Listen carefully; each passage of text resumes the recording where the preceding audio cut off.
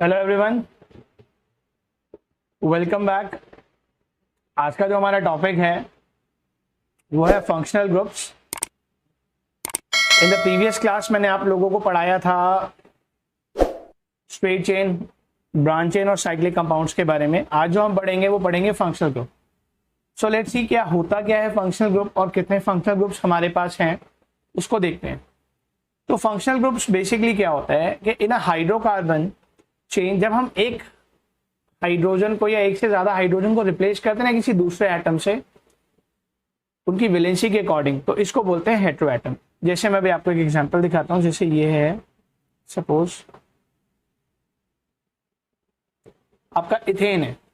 अब इथेन में क्या होगा, जब हम सपोज कीजिए इस हाइड्रोजन को रिप्लेस कर दें, या तो इसको रिप्लेस कर दें या इसको रिप्लेस करके कोई फंक्शनल ग्रुप यहां पर लगा देंगे या कुछ दूसरा हम क्या लगा देंगे, एटम लगा देंगे इनकी वैलेंसी के अकॉर्डिंग, तो ये हो जाएगा आपका हेटेरो एटम। ये क्या हो जाएगा आप लोगों का हेटेरो एटम।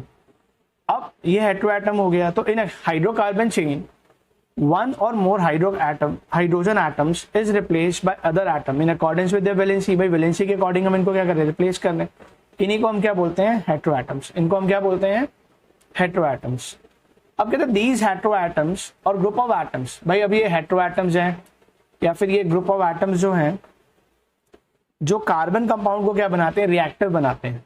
ये कार्बन कंपाउंड को क्या बना रहे हैं, reactor, and decide its property, और उसकी क्या डिसाइड कर रहे हैं, प्रॉपर्टी। इसी को बोला जाता है फंक्शनल ग्रुप। क्या बोलते हैं हम इन्हें, फंक्शनल ग्रुप।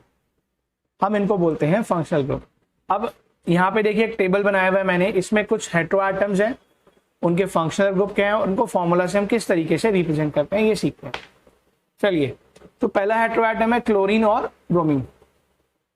अगर हम इनको फंक्शनल ग्रुप में बात की जाए तो उनको बोलेंगे हेलो, क्लोरो या ब्रोमो।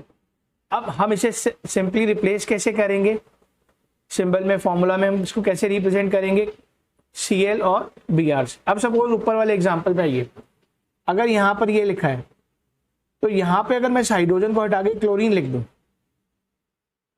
तो प्रीफिक्स में क्लोरो आएगा। अब ये क्या है, दो कार्बन एटम है, इट मींस और सिंगल बॉन्ड है, तो क्लोरोइथेन हो जाएगा। क्या हो जाएगा, क्लोरोइथेन। अब सेकंड फंक्शनल ग्रुप जो है, ये समझ आया आप लोगों को कि क्लोरीन और ब्रोमीन, इनको बोलते हैं हेलो क्लोरो या फिर Cl और Br। ऑक्सीजन पे आ जाइए, ये होता है आपका एल्कोहल। इसमें देखो एक होता है हेटेरो एटम ऑक्सीजन का भी, यानी कि अब इसमें ऑक्सीजन के ग्रुप्स आएंगे, तो पहला ऑक्सीजन का जो ग्रुप होता है वो होता है एल्कोहल। तो इसको हम रिप्रेजेंट करते हैं, ये फंक्शनल ग्रुप है। हेटेरो एटम इसका कौन सा है, ऑक्सीजन, और उसका फंक्शनल ग्रुप है एल्डिहाइड, सॉरी फर्स्ट जो है वो एल्कोहल है। अब इसको आप रिप्रेजेंट करते हैं OH से। किससे रिप्रेजेंट कर रहे हैं यहाँ पे आप, OH से। अब सेकंड आ जाइए, सेकंड होता है एल्डिहाइड। सेकंड क्या होता है, एल्डिहाइड। इसको रिप्रेजेंट किया जाता है C डबल बॉन्ड O और H से। इसको किया जाता है H से। ये भी ऑक्सीजन का क्या है, इसका ऑक्सीजन हेटेरो एटम है, फंक्शनल ग्रुप इसका एल्डिहाइड है, फॉर्मूला इसका ये है C डबल बॉन्ड OH। अब इसमें तीसरा होता है कौन सा बेटा, तीसरा इसके अंदर होता है कीटोन। तीसरा इसमें क्या होता है, कीटोन। अब तीसरा इसमें कीटोन है तो C डबल बॉन्ड O। अगर C डबल बॉन्ड O कहीं आ रहा है तो आपको पता चल जाएगा इससे कि कौन सा फंक्शनल ग्रुप यहां पर आ रहा है, कीटोन। नेक्स्ट होता है कार्बोक्सिलिक एसिड। अब इसका भी हेटेरो एटम ऑक्सीजन होता है, इसका फंक्शनल ग्रुप है कार्बोक्सिलिक एसिड। जब हम इसको रिप्रेजेंट करते हैं तो हम इसको लिखते हैं C डबल OH या फिर C double bond O OH। अब इसके अलावा दो हेटेरो एटम्स और होते हैं हमारे पास, दैट इज डबल बॉन्ड और ट्रिपल बॉन्ड। अब डबल बॉन्ड में क्या है,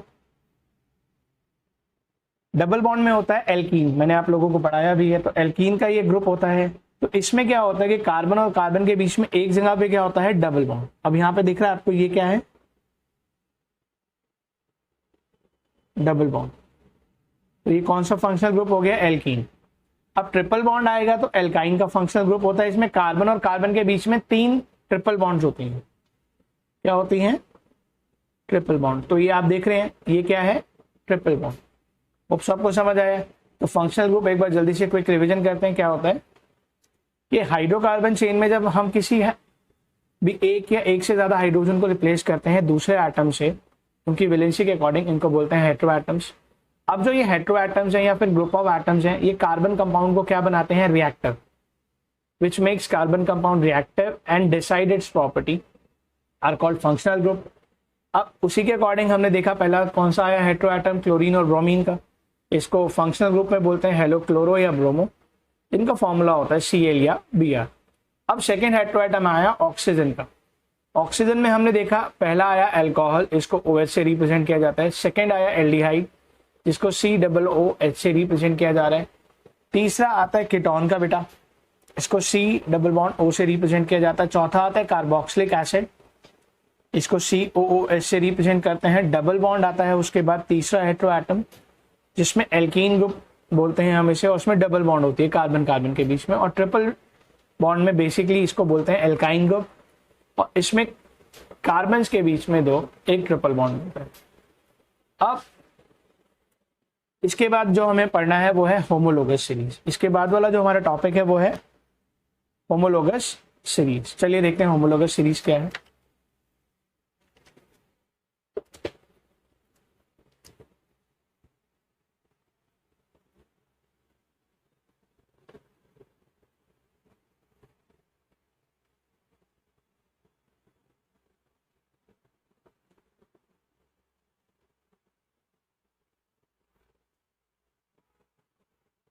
होमोलोगस सीरीज, तो ये क्या होती है, होमोलोगस सीरीज है क्या? अब मुझे कैसे पता चलेगा सर ये होमोलोगस सीरीज क्या है और होती क्या है, ये हमें बेसिकली कैसे पता चलेगा? तो बेटा होमोलोगस सीरीज होती है, it's a series of compound in which some functional group substitute for hydrogen and carbon chain. तो क्या होता है, it is a series of compound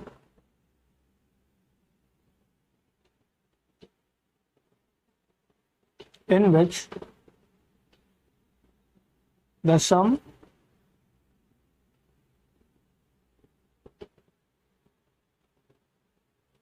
functional group क्या करते हैं, सब्स्टिट्यूट करते हैं। क्या करते हैं, सब्स्टिट्यूट करते हैं। सब्स्टिट्यूट का मतलब है हटा के उसको खुद आ जाते हैं उस जगह पे। सब्स्टिट्यूट फॉर द हाइड्रोजन है ना कार्बन चेन। तो बेसिकली क्या होता है, it's a series of compound in which some functional group. भाई ये एक वो सीरीज ऑफ कंपाउंड्स हैं जिसमें कुछ फंक्शनल ग्रुप्स क्या करते हैं, सब्स्टिट्यूट करते हैं किसको, हाइड्रोजन को इन अ कार्बन चेन। एग्जांपल मैं आपको दिखाता हूं। अब जैसे आपको पता है CH4 क्या होता है, मीथेन। अब अगर मैं इसमें से अगर इसका स्ट्रक्चर बनाता हूं तो ये इसका स्ट्रक्चर ऐसा होता है। अब सपोज कीजिए मैंने इसमें से एक हाइड्रोजन को हटा दिया। भाई होमोलोगस सीरीज क्या है, it's a series of compound in which some functional group substitute for the hydrogen in a carbon chain. तो यानी कि इसका मतलब ये है कि वो एक सीरीज ऑफ कंपाउंड है जिसमें कुछ फंक्शनल ग्रुप हटा देते हैं हाइड्रोजन को, कार्बन चेन में रुक खुद आते हैं। अब मैं यहाँ पे OH लगा दूं। अभी मैंने आपको बताया OH किसका ग्रुप होता है, अल्कोहल का। तो अब देखिए एग्जाम्पल, इसको हम कैसे लिखेंगे, फिर हम इसका फॉर्मूला बनाएंगे CH123 3 है OH, तो CH3OH। अब इसे बोलेंगे क्या भाई, तो आपको पता है सर कार्बन एटम है, ठीक है। अब इसका नॉमेनक्लेचर कैसे किया जाएगा सर, पहले ये था क्या, ये कंपाउंड था मीथेन। तो जब हम नॉमेनक्लेचर करते हैं तो हम क्या करते हैं, अगर क्लोरो ब्रोमो है तो प्रीफिक्स में लगते हैं, बट अगर ऑक्सीजन के हेटेरो एटम्स हैं तो ये लास्ट में लगेंगे। ये इस E को रिप्लेस कर देगा और इसका फंक्शनल ग्रुप जो होता है वो होता है OL, ऑल। तो हम यहाँ लगा देंगे, तो ये बन गया क्या हमारा, मीथेनॉल। अभी मैं आपको अच्छे से समझाऊंगा ये क्या होता है, कैसे हम इसका नेमिंग करते हैं। तो ये हो गया मीथेनॉल, क्या हो गया, मीथेनॉल। इसी तरीके से अब इनका जनरल फॉर्मूला सेम रहता है, इसमें कोई चेंजेस नहीं आते। अब कहता है कोई भी दो होमोलोगस सीरीज है, कहता है एनी टू होमोलोगस सीरीज, इसमें जो डिफरेंस आएगा वो आएगा CH2 का। ये बहुत इंपॉर्टेंट पॉइंट है, बहुत इंपॉर्टेंट पॉइंट है, ये पूछा जाता है कई बार 1 मार्क में सीधा कि कितने का डिफरेंस होता है। सो Ne2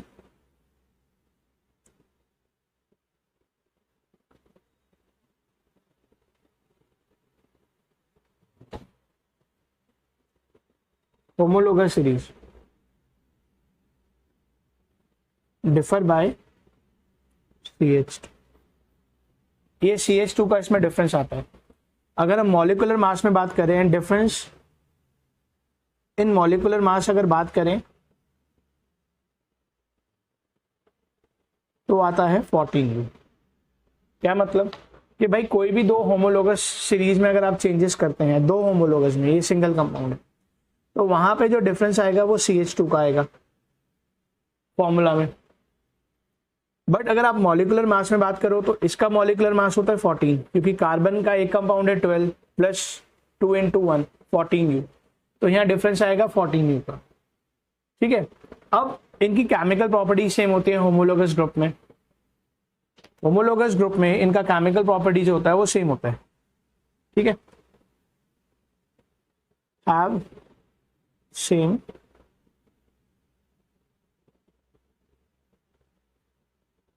chemical properties but show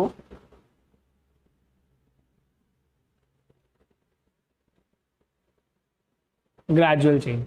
भाई इनका केमिकल प्रॉपर्टी सेम है बट इनकी ग्रेजुअल चेंज होता है किसमें? फिजिकल प्रॉपर्टी में। थोड़ा बहुत चेंजेस आते हैं किसमें?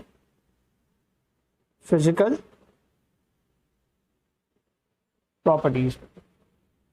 होप आपको समझ आ गया। अब नेक्स्ट देखिए नॉमेनक्लेचर। अब हम इनका नेमिंग कैसे करते हैं, ये सबसे इंपॉर्टेंट है। क्या सफिक्स लगेगा, प्रीफिक्स लगेगा, इसके लिए मैं आपको अब ये है इसका जो नॉमेनक्लेचर है वो हम नेक्स्ट क्लास में करेंगे। होप्स आप लोगों को समझ आया होगा। अगर समझ आया है तो वीडियो लाइक, सब्सक्राइब और शेयर जरूर कीजिएगा। Thank you.